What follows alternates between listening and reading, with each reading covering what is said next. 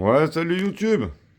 Bon, on continue la réflexion. Donc, on a vu hier en fait que l'isolation par l'extérieur était une bonne option en fait, c'est pour la baraque en fait, variation de température au niveau des murs et tout. Regardez, ça c'est ce que j'ai chez moi par exemple en confort d'été. Bon, avec leur variation à eux, hein, 32 degrés en mur extérieur. Bon, moi, je suis plutôt 45, 46, le mur facile, voire plus des fois. On voit qu'on a une variation sur la paroi qui est quand même assez importante. D'accord. Si tu prends une isolation par l'extérieur, le fait de calmer directement la température en fait nette, tu vois que derrière, voilà, c'est stable quoi. Donc tu as toujours la même température en fait, c'est que la demande intérieure, ça diffuse vachement loin, du coup tu as tout ça qui monte en inertie, qui t'aide après, tu vois. Bon. Le problème qui se passe, c'est vidéo numéro 5. Le mec met une claque à l'ITE. L'ITE, je suis pas fan. Contre toute attente, en fait. Je suis pas fan. Pourquoi? Ben, parce que ça dégrade l'esthétique des bâtiments. Parce que tu peux pas en faire partout. Parce que des fois, quand tu fais autour d'un pignon et tout, tu sais, ou certaines maisons, en fait, tu t'aperçois que c'est d'une complexité sans nom. Au niveau des parements, c'est pas ouf. Qu'est-ce qui se passe dans du polystyrène avec des souris, avec des fourmis, avec des insectes, avec tout ce que tu veux, machin et tout? C'est pareil, c'est pas ouf. Tous les animaux de la forêt qui viennent habiter chez toi parce qu'il y fait bon, t'sais. Donc là, mine de rien, elle me fait peur. Et c'est là où je me dis, bon, ok, on voit qu'on a une solution qui fonctionne, en fait, on a des bons résultats, comment on pourrait faire? Parce qu'en termes de coût aussi, tu sais, c'est la double peine, t'es obligé de... on sait que pour une question d'acoustique de pièces et aussi de performance énergétique, tu vois, euh, t'es pas obligé de ça, au niveau performance énergétique, tu le comprends bien. Mais par contre, si t'as une baraque isolée que en polystyrène au niveau du bruit, c'est pas ouf. Donc passer avec minimum 50 de laine de roche compactée pour calmer un petit peu la réverbération intrinsèque et tout, c'est à l'intérieur et tout, calmer un peu les bruits environnants, si c'est un peu bruyant. Si tu habites au fin fond de la forêt, tu t'en fous. Tu peux avoir une baraque qui est pas trop bien isolée de l'extérieur si tu as 20 dB. T'sais. Par contre, si tu habites en centre-ville, c'est plus compliqué. Et c'est là où tu t'aperçois que phoniquement parlant, tu peux difficilement te passer de laine de roche. Tu vois. Donc, bon, ou de laine de bois, ou peu importe, de fibres. Mais idéalement, en fait, on s'aperçoit que une bonne case de température au départ, en fait, une bonne stabilité après, c'est quand même pas mal pour le bâtiment et tout, ces machins. Donc ça, c'est ce que j'ai chez moi actuellement, tu vois. Ça fait un peu n'importe quoi, 12 centimètres de laine de roche, un mur en briques, bon. Après, tu peux te dire, tiens, je balance 20 centimètres de laine de roche en intérieur. Tu vois, comme ça, déjà, en termes de coût, tu t'assois un peu sur de la surface. Tu vois, 20 centimètres d'isolant quand même. Donc tu t'assois un peu sur de la surface. Mais bon, tu sors pas trop des standards et tout, tu sais, tu vois que bon, t'arrives quand même à... c'est quand même mieux, tu vois. Une amplitude, tu vois, bon. Mais t'as quand même des petits phénomènes de points de rosée et tout, tu sais, c'est quand même pas idéal et tout, tu sais. Donc quelque part, j'ai essayé de voir qu'est-ce qui se passait, autre qu'avec un pare-vapeur qui de suite change tout. Mais il change tout bizarrement. Et je passais sur un autre modèle, en fait, tu vois. Donc là, on voit qu'on arrive un peu plus serré, tu vois, voire même carrément beaucoup plus serré. Donc là, on voit qu'il se passe un truc de suite. Ok? Et là, on voit moins, mais vous allez comprendre pourquoi. Après, c'est plus au niveau acoustique, tout un peu qui rentre en compte. C'est humidité, euh, plein de petits phénomènes qui rentrent en compte. Donc pour casser la température de l'extérieur, en fait, ben là, c'est du bloc. Tu vois, donc on voit qu'on casse pas un air tout pourri. Et que si on utilise des matériaux type briques ou béton cellulaire ou des trucs qui vont vraiment bien en termes de air et tout, ben, ça nous aide vraiment sur la capacité intérieure. Donc si tu as du bloc On va dire que tu as 20 centimètres de laine et tout, tu as quand même une amplitude, tu vois, qui se dénote, c'est mieux quand même, hein. C'est mieux que ce que j'ai chez moi. Tu vois, le fait de mettre 20 centimètres de laine de roche, euh, le fait d'avoir la chance d'être en Cyporex, par exemple, te permet quand même de pouvoir, avec 20 centimètres de laine de roche, de suite, là, ça devient confort un peu plus l'été, tu vois. Et après, ça, c'est mon millefeuille à moi que je vais essayer de défendre, tu vois. On n'est pas très très loin de la consigne de départ, en fait. Hormis sur le vieillissement des matériaux, hein. Tu comprends bien que là-dessus, c'est imbattable. Mais on n'est pas très très loin de la consigne. Ok. Euh, Ça, c'est quoi? C'est mon petit millefeuille à moi, tu vois, béton cellulaire ou bio-brique de haute qualité ou n'importe quelle brique, en fait, tu sais, qui vient te permettre de casser la température, en fait. D'accord? Et on le voit sur quoi? Sur les diagrammes de température, température de paroi, tu vois, on va dire que le zéro, il est dans le mur. Tu vois, pour un départ à -5. Je vous dis ça, ça n'existe pas chez moi. Euh, et tu vois que de suite, tu es en positif, en fait, c'est dans l'isolant. Et ça, c'est le Cyporex qui te le permet, hein. Tu vois ce que je veux dire, typiquement. Et là où, par exemple, un bloc ne te le permet pas. Donc tu vas commencer à être en positif à l'intérieur de l'isolant, tu vois. Mais si tu regardes ce qui se passe au niveau de l'humidité de l'air, en fait, tu t'aperçois que tu es à plus de 80%, en fait, aux 2 tiers de l'isolant. Avec un point de rosée, ici, tu satures, en fait. Donc, on sait que sur 2 tiers de ton isolant, tu as perdu 50% de sa capacité d'isolation. Net, parce qu'il est chargé en humidité. D'accord? Sur la laine de verre, laine de roche, c'est punitif. Tu vois? Ta, ta, ta, ta, ta. Là, c'est pareil. À partir du moment où tu es mono laine de verre, tu arrives à un point en fait où tu montes quand même, hein. Même si tu n'arrives pas au point de rosée, blabla, tu es quand même dans une zone qui est pas très confort pour la laine de roche. Du coup, tu vois, et peu importe les modèles, hein, là c'est du Cyporex, tu vois. Donc peu importe les modèles, tu t'aperçois que tu arrives dans un moment où la laine de roche, en fait, elle est chargée quand même en humidité. On est froid là, hein. Ok. Par contre, si, à contrario, dans cette zone-là, humide, tu viens passer un XPS, tu vois, tu t'aperçois qu'il se passe un truc. Et du coup, tu n'as plus le point de rosée, et puis il se passe un truc au niveau de l'humidité, et puis tu te retrouves avec un matériau ici qui est chargé à 90% d'humidité, mais qui ne change pas ses performances.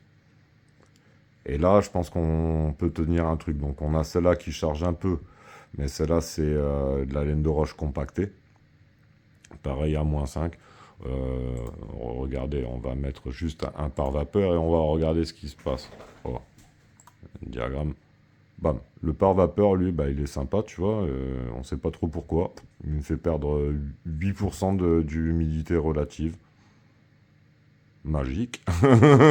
C'est magique. J'aimerais bien comprendre pourquoi. Tu vois, et c'est encore pire quand tu regardes d'autres modèles, hein. C'est... Bon, j'aimerais bien savoir pourquoi. Non, c'était où? Bon, bref. Non, c'est encore pire. Il y a d'autres modèles où tu vois le truc il part d'ici, il tombe ici, et tu fais ah bah oui, là forcément ça aide au calcul quoi. J'y crois pas trop. Est-ce que l'air, la vapeur d'eau, est-ce que tout ça, ça a des facilités à traverser le plâtre? Est-ce qu'il y a de l'humidité dans le plâtre? Non, ça se saurait, on le verrait vite hein, avec le plâtre. Est-ce que l'air a des facilités d'échange à travers le placo, à travers la peinture, à travers le papier peint, à travers tout ça? Vous pensez que l'échange d'air, il se fait facilement? J'ai du mal à y croire. Et on pourrait même mettre des bassines d'eau à l'intérieur et tout, et je pense que ça changerait pas grand-chose. Mais bon, c'est que mon avis. Moi, j'ai du mal à croire que par magie, là, d'un coup, il se passe un truc, tu sais. On retombe plus bas, tu sais, que partout ailleurs. On est à 80 à l'extérieur, 40 à l'intérieur, tu vois, et puis d'un coup, 42. Hop, hop, hop. Elle passe sous cette humidité, là. Ah, je chassais machin, c'est magique. Ah, j'y crois pas. Bon, enfin bref, tant pis. Euh, donc on s'aperçoit de faire un petit millefeuille. Donc pourquoi millefeuille? Parce que si tu passes tout en XPS, tu t'aperçois que tu as des points de rosée, ça marche plus. Au niveau phonique, en fait, c'est intéressant parce que là, tu vois, j'ai de la laine compactée ici. Et imagine, tu as tes rails, tu vois, pour le placo. Et ça, c'est de la laine normale en 5 centimètres, tu vois, que tu viens juste caler entre les rails. Donc, pour traiter tout ce qui est avec un toit terrasse, par exemple, et imagine, tu as un toit terrasse, tu viens balancer ton XPS de 10 centimètres partout à l'intérieur, bam, bam, bam, bam, bam, bam, bam, bam, bam. Mur et plafond. Tu viens tout calfeutrer en fait comment dire, à la mousse polyuréthane, hein, mousse polyuréthane expansive, là, tu vois. Tu viens de tout découper. Derrière, avec des laits différents, disposés différemment, à la limite, tu vois, franchement, pour éviter d'avoir les joints sur les joints, tu vois, tu viens balancer ta laine de roche, partout, pareil, sur les plafonds, là, blanc, blanc, blanc. Et après, tu viens mettre ton rail et tu viens mettre machin et tout. Déjà, au niveau des ponts thermiques, zéro. Zéro. Il n'y a pas. Toutes les zones qui pourraient être a priori potentiellement chargées en humidité, elles ont un isolant qui pose pas de problème avec ce genre de cas de figure. Et derrière, phoniquement parlant, eh ben, on se retrouve avec de la laine de roche compactée, de la laine de roche non compactée. Le tout là atténue des fréquences différentes. Donc si demain je devais construire une maison pour moi, j'essaierai de la faire en ce sens. À une brique qui fonctionne le mieux possible, ou Cyporex, ou Ypong, ou Biobrick, ou peu importe. Tu sais. Je connais pas les produits à ce point. Vous voyez ce que je veux dire? Et je suis pas là pour faire de la pub pour personne. Tu sais. Mais casser la température directement à l'arrivée, en fait, c'est une bonne idée. Déjà, pour tout ce qui est point de rosée et tout, si on le voit après, franchement, ça fonctionne. Et si je devais refaire une ferme, eh ben, on s'aperçoit que ça fonctionne aussi, tu vois. Le problème, c'est que tu te retrouves quand même avec un petit peu de rosée, tu vois. C'est pas non plus par rapport à si tu devais faire comme tout le monde fait, ou là, ouais, ça pleut, ça pleut. Vraiment, il y a vraiment beaucoup d'humidité. Bon, j'ai pas trouvé de solution, en fait, sur les murs de ferme de 40 centimètres d'épaisseur, en fait, à pas avoir de point de rosée. Bon, si tu mets un pare-vapeur, peut-être ça va marcher. Mais non, j'ai pas trouvé de modèle en fait qui arrivait à m'affranchir vraiment à fond. Chez nous, ça pose pas de problème par rapport à juste de la laine de verre. Je pense que juste de la laine de verre en fait nous provoque. C'est ça qui nous fout la merde en fait. Je pense que le 100% laine de verre est pas une bonne idée. Et le travailler en fait en multicouche comme ça, tu vois, avec des couches XPS, panneaux rigides, et après tu mets tes rails, et après machin, eh ben, tu restes sur du 20 centimètres. Mais par contre, t'as pas du tout les mêmes résultats en fait, tu vois, que là c'est flag. Hein. Tu passes de 3 kilos, c'est la même épaisseur.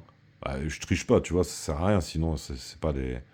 Donc là, tu vois, t'es à 3 litres sur du Ypong, tu sais, quand même. Donc, tu vois, tu te retrouves avec des valeurs de R, un déphasage et tout, c'est pas mal, hein. Mais là, le problème, c'est que bah, tu surcharges. T'es au point de rosée, hein, donc ça pleut. Et là, t'es à zéro, quoi. Et là, c'est cool, tu vois. Et tout en demandant une consigne intérieure à 22, tu vois, j'ai poussé un petit peu, tu sais. Voilà. Mais non, c'est cool. Donc là, je pense qu'on tient un truc. Hein. Tu vois ce que je veux dire, vraiment. Ce millefeuille-là avec le XPS 200, tu vois, franchement, 50 plus 50, avec un mur qui déface bien, parce que le dernier, là, vous voyez, oui, il y a des problèmes à -5. Mais -5, le mur chargé, là, la température du mur, elle est à -5. Ça arrive jamais, hein, je vous le dis. Mais par contre, confort d'été. Hein. Ah, comme de l'ITE, pareil. Parce que c'est ton mur, en fait. C'est pour ça que les fermes, elles sont confort l'été. Parce que ton mur, en fait, te permet, tu vois, de casser ta température. Il casse pas sur les 20 premiers centimètres, tu vois, mais par contre, après, petit à petit, ça se lisse. Et c'est ça le gros avantage. Par contre, si tu passes avec ça en intérieur, bah, tu as beaucoup moins d'humidité sur les parois. Je pense que tu as moins de salpêtre et de dégâts au niveau des murs. T'as un phonique qui est pas trop dégueulasse, tu vois. Tu peux même laisser des fenêtres ouvertes, en fait, tu vois, sur le placo. Comme je disais, avec de la toile tendue pour bénéficier des 10 cm de laine de roche de différentes densités pour atténuer pas mal de fréquences différentes aussi. L'avantage des multiplis comme ça, tu vois, c'est que tu peux filtrer pas mal de fréquences différentes. C'est pas mal. C'est une solution qui me plaît bien. Pourquoi? Parce que l'ITE, je vous dis, hein, pas mal de possibilités de sinistres, et puis ça augmente le coût vraiment. Ça augmente le coût de façon phénoménale. Donc je pense que cette solution en intérieur euh, peut être envisageable. À mon avis, ça marche, et ça marche bien. Sur le papier, du moins, ça marche bien.